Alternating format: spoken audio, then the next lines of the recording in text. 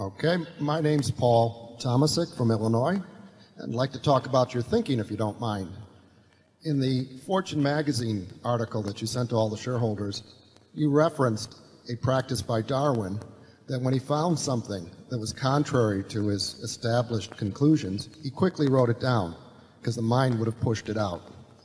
And if you read The Origin of Species, Darwin's very careful to avoid fooling himself.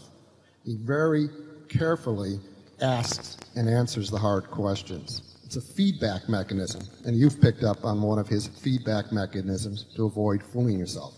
So the two questions are this. If you model how you think, Charlie thinks, how physicists think, how mathematicians think, you see the same pattern. You want to use logic. You're dedicated to logic, but logic's not enough. You have to avoid fooling yourself. So you build feedback mechanisms. So the first question is, do you see it that way? That you're thinking just like mathematicians, physicists, and some of the other exceptional businessmen by being logical and being careful to have feedback mechanisms. And the second question is about other feedback mechanisms.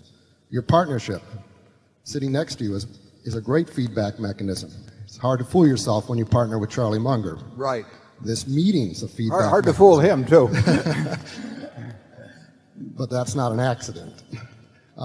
The meeting, on one level, is a feedback mechanism. The way you attack the annual report letter is a feedback mechanism. So could you comment, both of you, on other feedback mechanisms you developed? Thank you. Well, you've come up with two very good ones. I mean, there's no question that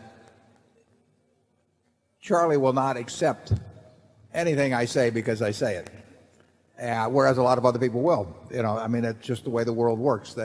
And it's terrific to have a partner who will say, you know, you're not thinking straight. Doesn't happen very often. There's no question the human mind, that what the human being is best at doing is interpreting all new information so that their prior conclusions remain intact. I mean, that is a talent everyone seems to have mastered. And how do we guard ourselves against it? Well, we don't achieve it perfectly. I mean, Charlie and I have made big mistakes because, in effect, we have been unwilling to look afresh at something. You know, that happens. But we do have, I think the annual report is a good feedback mechanism. I think that reporting on yourself, and particularly if you can report honestly, whether you do it through an annual report or do it through some other mechanism, is very useful. But I would say a partner who is not subservient and who himself is extremely logical, you know, is probably the best mechanism you can have. I would say that on the contrary, to get back to looking things you have to be sure you don't fall into, I would say the typical corporate organization is designed so that the CEO opinions and biases and previous beliefs are reinforced in every possible way. I mean, having staffs around you that know what you want to do, you are not going to get a lot of you're going to get a lot of contrary thinking. I mean, most staffs, if they know you want to buy a company, you're going to get a recommendation. Whatever your hurdle rate, if it's 15% internal rate of return, which very few deals ever work out at, you know, or 12, or they're going to come back and they're going to come back with whatever they feel that you want. And if you arrange your organization so that you basically have a bunch of you know, sycophants who are cloaked in other, you know, titles, you're not going to get. You are going to leave your prior conclusions intact, and you're going to get whatever you go in with your biases wanting, and the board is not going to be much of a check on that. I've seen very, very few boards that can stand up to the CEO on something that's important to the CEO and just say, you know, you're not going to get it. So you've hit on a terribly important point. That, you know, all of us in this room want to read new information and have it confirm our cherished beliefs. I mean, it is just built into the human system. And that can be very expensive in the investment and business world. And like I say, I think we've got a pretty good system. And I think that most of the systems aren't very good that exist in corporate America to avoid falling in the trap you're talking about. Charlie?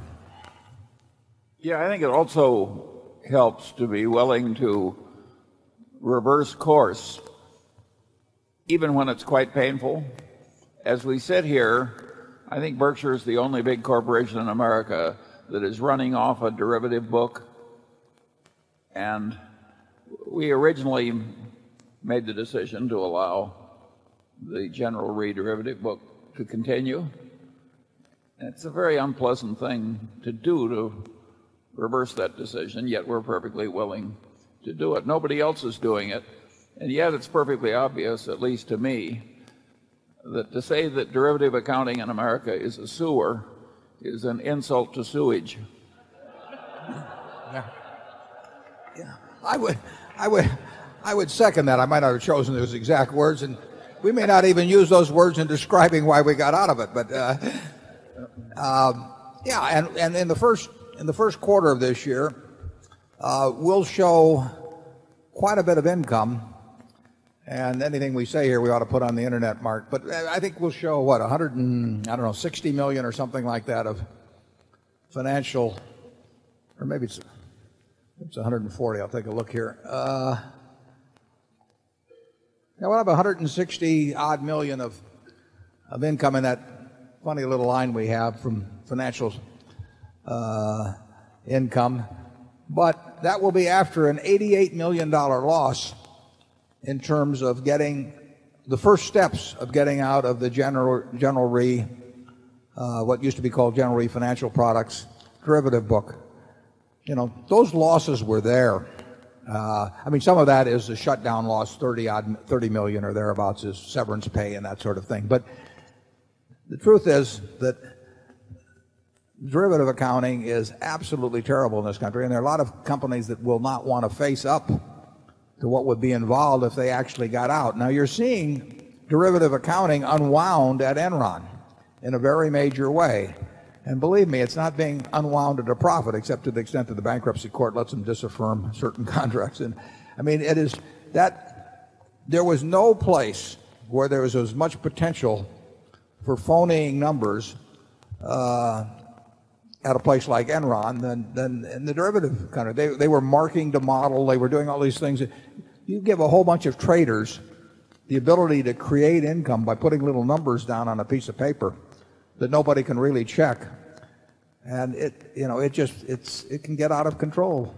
It will get out of control. And so we decided finally to bite the bullet on it, and we get out of it. And it would, incidentally, we would not have reported $88 million of loss if we'd stayed in it. Might have reported a tiny profit or something, but